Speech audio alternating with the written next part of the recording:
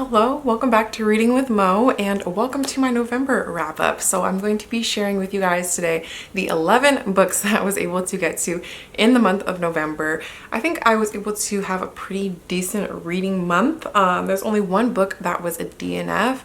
There were a few books I read that I had higher expectations for that I didn't rate as highly as I would have liked, but let's just go ahead and get straight into them. So you guys already know, if you watched my October wrap up, that I really loved The Marriage Portrait by Maggie O'Farrell. 5-star read, one of my favorite books of the year. So I decided I wasn't going to wait. I was going to go ahead and pick up Hamnet by her, and this is it here. I really love this edition. This is such a beautiful naked hardcover. It's like something I definitely have a soft spot for when it comes to book design. Now, I gave this book, I ended up giving it 4-star rating. So I didn't like it quite as much as I liked The Marriage Portrait.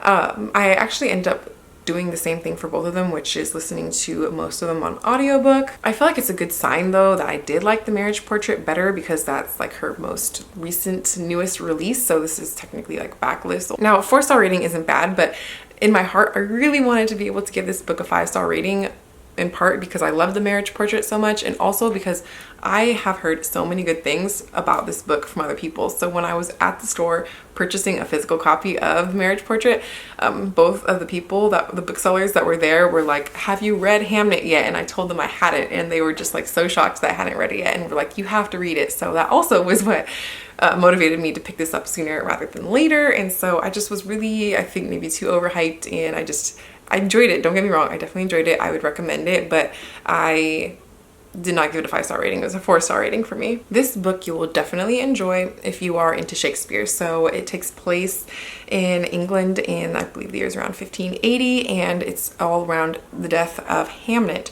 and Shakespeare's family, and how Hamnet's death affected all of the people in the family, as well as leading to him going on to write the play Hamlet. I feel like Maggie O'Farrell really does complex family situations very well, writes them very well. We do see how this affects, like I said, all the different members in the family. I feel like what kept me from giving this book a full 5-star rating was I just never really felt super connected with any of the characters. Like, I felt they were interesting to read from and stuff, and definitely with them dealing with the grief of losing a son, that part was definitely hard to read. But I don't know, there was just something that was missing, that was not there, that I felt like I did get in The Marriage Portrait. So like I said, don't let me turn you off from this book. It was still a good book, and I'm glad that I picked this up and I didn't wait any longer. The next book is one of my most anticipated books of the year, and I was a little bit let down from this book, not gonna lie. So it is Our Missing Hearts by Celeste Ng. I really enjoyed Little Fires Everywhere and Everything I Never Told You. I feel like I respect Celeste Ng for kind of doing something a bit different and not really what I expected. But at the end, I just wasn't as into this book as I wish I had been. Even looking back now on the 4-star rating, I probably would have given this more like a 3-star rating. I think I kind of ended up more on a 3.5-star rating, and I decided to be generous and just to round up on my rating with this one. This book is unexpected for me in that the genre is kind of a bit more a dystopian, which you would think I would like, because I do like to read like sci-fi books, dystopian books and stuff like that. But I believe that, in my opinion, it's not Celeste Ng's strength. Like I said, it's not a bad book at all. Like, Celeste Ng is a great writer, and she still tells an interesting story. I was able to get through the whole thing, but I was just like really, really hoping I was going to be blown out of the water with this one, and the fact that it was just like okay was a bit of a letdown for me. We're following 12-year-old Bird, and he is living with his father. We know that his mother has left due to circumstances surrounding like the current like political climate in the country. So in their lives, I feel like I can just read it from here, it will make more sense. It says, to keep the peace and restore prosperity, the authorities are now allowed to relocate children of dissidents, especially those of Asian origin, and libraries have been forced to remove books seen as unpatriotic. So that's the kind of society that they're living in at the time. Bird's mom, Margaret, she left the family when Bird was 9 years old. She's a Chinese American poet. Because her poetry was seen as being kind of like an instigation against patriotic values that the country is trying to put forward, she ends up like leaving the family for their own safety and stuff before word would be taken away from the family. He definitely misses her absence though, and this book is pretty much following him as he's trying to reconnect with his mother, also him as he's trying to deal with being in the situation with his dad. Also, we do get a lot of the backstory on his mom and his dad and how they kind of like had everything that's led up to this point. If it's something that you're already interested in, I would definitely check it out, but I just don't think I see myself wanting to reread this book again like I do with other Celeste Ng's books. So just like, that's my final thoughts on it. I was able to read a few books that I checked out from my library. The first one was a short story collection, and that's called 7 Empty Houses by Samantha Schweblin, and this was translated by Megan McDowell. I gave this short story collection 4 stars. I really like the theme that ties all of these short stories together, and that we're following 7 stories, like this title would suggest, in 7 empty houses, and all of them have that theme in common, but then they all do different things. I like how the synopsis on Goodreads puts it, that some are devoid of love or life or furniture, of people or truth or of memories. So all of these houses have something empty in them. Like with any short story collection, there are ones that you like more so than others. I really enjoyed, I think it might have been the first one, where we're following this mother and daughter, and their car is like broken down in this person's front driveway, and you kind of get a look into their dynamics where like their mom just likes to drive around looking at these people's houses and kind of how that's filling a void in her life, or and it's just like reading that story, like how it progressed and stuff, was like so uncomfortable, and dealing with the person who, like, because their car broke down in their driveway of the homeowner themselves, and like just how the mom was behaving and stuff, and how she gets into the house and stuff. That story was so tense for me and made me so anxious. And so while I really enjoyed that story, there were some that were just like, okay. They were all very interesting though. So I gave this one a 4-star rating. If you're into short story collections, this is one I would definitely recommend. Then I listened to the audiobook for a nonfiction book, and that is Savor, A Chef's Hunger for More by Fatima Ali with Tarajia Morale. This book was actually published posthumously. I was not familiar with Fatima Ali. I guess she was on Top Chef on Bravo for a while, but unfortunately at 29 she passed away from what was, I believe, bone cancer. So already from the jump, you know, like where the book is leading to. It's definitely tackling some sad topics, but as someone who is like, I'm kind of like into food writing right now, or starting to be, I wanted to read this memoir. Originally she wanted this book to be written while she thought she only had about like a year left to live. So Tarajia was going to be accompanying her as she goes on this year of just traveling the world and trying all these different food and these experiences and stuff, but unfortunately her sickness takes a turn, and so the book itself turned into something different, where it's more so looking at different writing about her. We're getting some perspective from her mother as well, and her family history that led up to her being in America, because she is Pakistani. Looking at all of the obstacles that she had to overcome and the strength that she had to be someone who was at a very young age very prevalent in her career and just so ambitious, and she had so many plans. It's so sad to see that she wasn't able to get to everything that she wanted to do. Even though she didn't get to accomplish all of her dreams, still reading about what she was able to do in the short amount of time that she had here, and the things that her mom had to overcome and herself that she overcame in their lives to go against people's expectations for themselves. It was really inspiring to read that. Next, we have a book that was a continuation of a series. Actually, both the next books that I'm going to talk to you guys about are part of my series that I'm currently reading. We have these two here. So let's go first with the one that I actually did read, and that is Blood of Dragons, which is technically like the 4th and final book in the Rainworld Chronicles. This book I ended up giving a 3-star rating to. I really thought that the Rainwild Chronicles were just okay. They weren't bad, but I ended up listening to most of this on audiobook, and I feel like I was just checking out a lot of the time, to be honest. Like, I do know like the stuff that happened generally in the book, but I feel like the characters, by the time I got to the book 4, I was kind of just over it, and I just really was ready to get onto the final trilogy, which is what I'm reading and really enjoying right now. So I am glad that I finished this series. I know that I wanted to have the context and know everything that was happening in this, because I'm sure there will be things from this series that tie in with the final series that will connect together. So I definitely had to read this one. But like I said, not one of my favorites, and just a okay 3-star rating for me. And then the other series that I just DNF'd last month was Golden Sun by Pierce Brown. I really tried so hard to get through this series.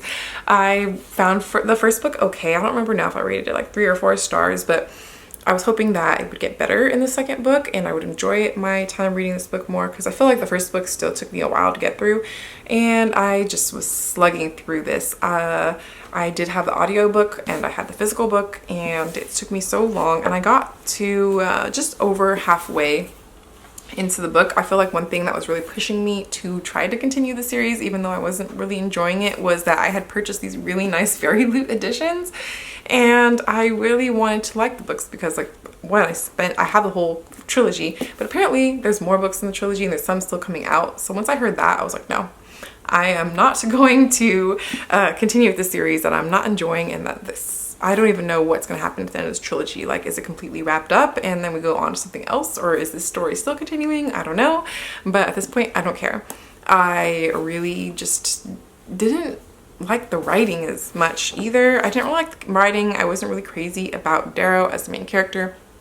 I was finding myself so bored half of the time. It just really wasn't what I expected. And so I really was hoping, I had high hopes for this series. It's a science fiction dystopian book where because of her Earth is inhabitable or whatever, people have moved to space, and on Mars there's these people people in space is kind of like a caste system depending on like your blood, and so people who are red, they're kind of like the lowest in the caste system, and they have to help work in these mines on Mars to help produce the material for them to be able to survive and run like their spaceships and stuff out in space. I was ready for this to be like one of my new favorite series of all time, but unfortunately I am going to DNF it.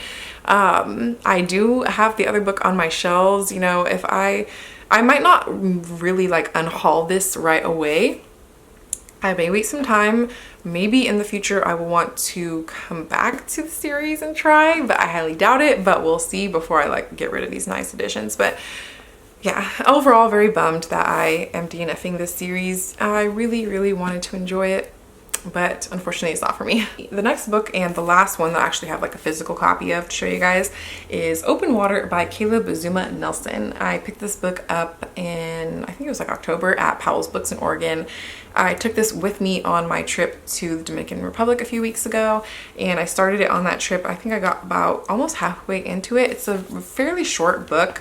It's only about 150 pages, so like you could really fly through this if you wanted to, but I really loved the writing on this so much. I just really wanted to savor it and digest and enjoy it, because I really enjoyed my time with this book. I gave this book a 5-star rating, and I am definitely wanting to see what else this author comes out with. I know this is their debut, so I don't know if they've like released anything else since then.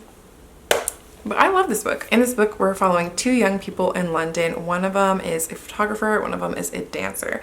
And it's kind of how they are attracted to each other in their lives, but things that like get in the way of them being together. And then I just love that it was such a slow burn romance. And while this book definitely is centered on their relationship, it's really hard to put it in a straight like romance category. If anything, I would say this is kind of like literary. The book writing itself is very poetic and beautiful to read. I love how we just see their relationship progress as a friendship for pretty much like at least for a good chunk of this book, even though like it's clear they have feelings for each other, them deciding not to act on it, and it's very like a slow burn romance.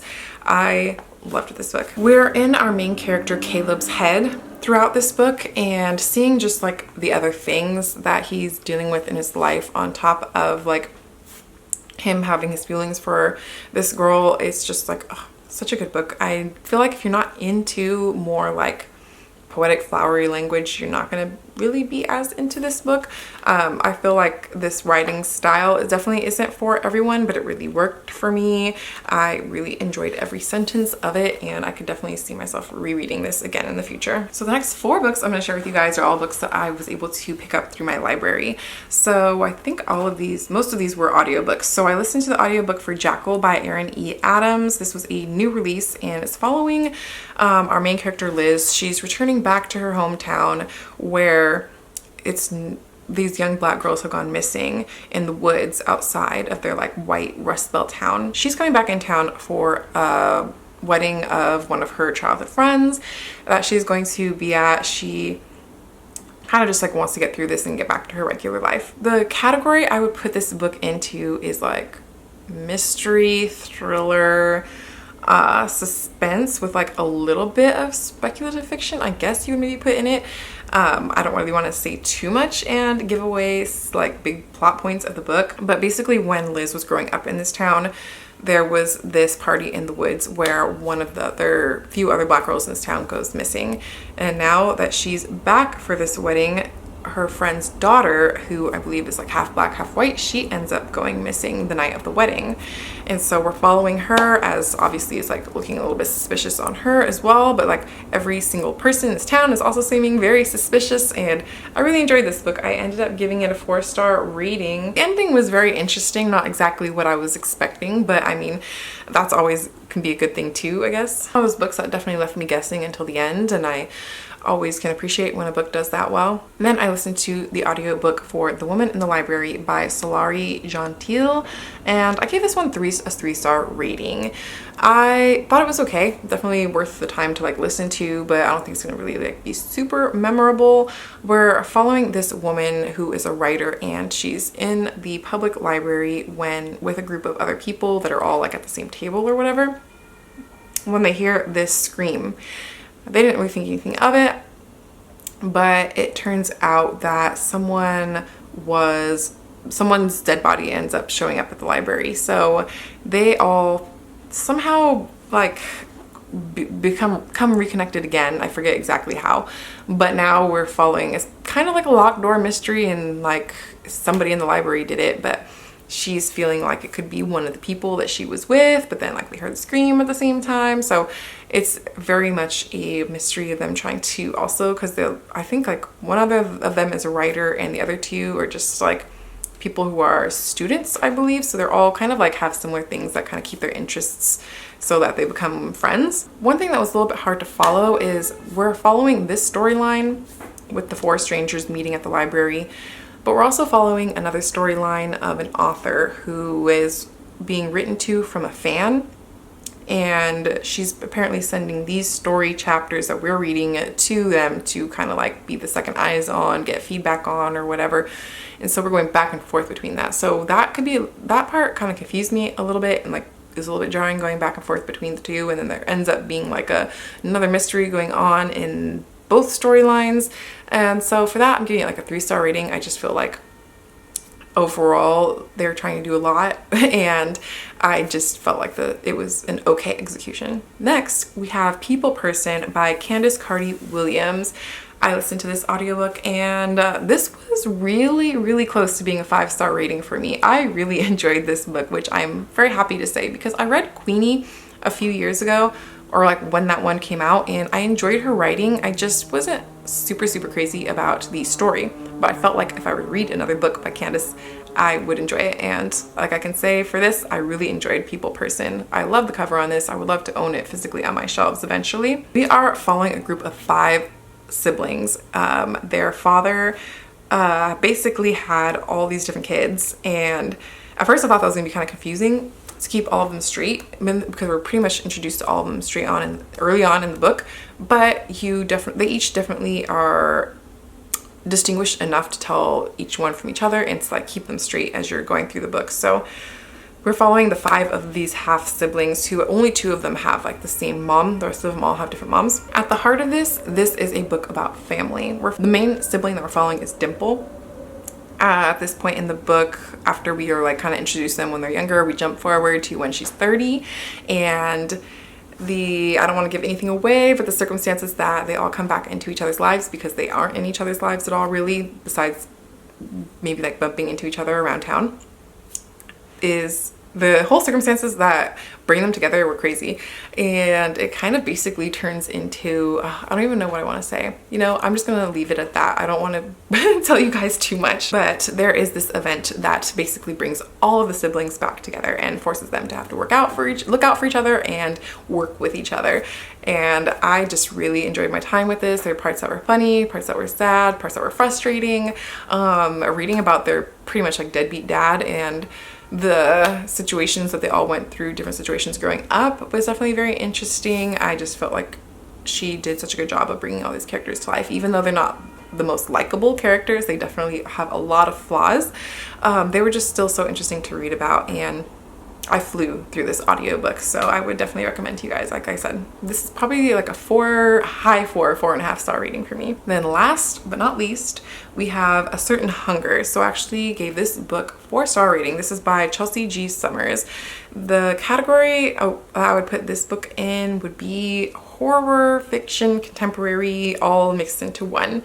So this book is not for the squeamish. I will say trigger warnings for this book. It does get pretty graphic on a lot of things that happen in this book. We're following our main character, Dorothy Daniels. She is a food critic. And in the beginning of the novel, we are introduced pretty much straight away that she's writing this memoir from jail. She went to jail because she would basically kill her and eat her boyfriends. So prepare yourselves for a very graphic descriptions going into this book of her doing all of that.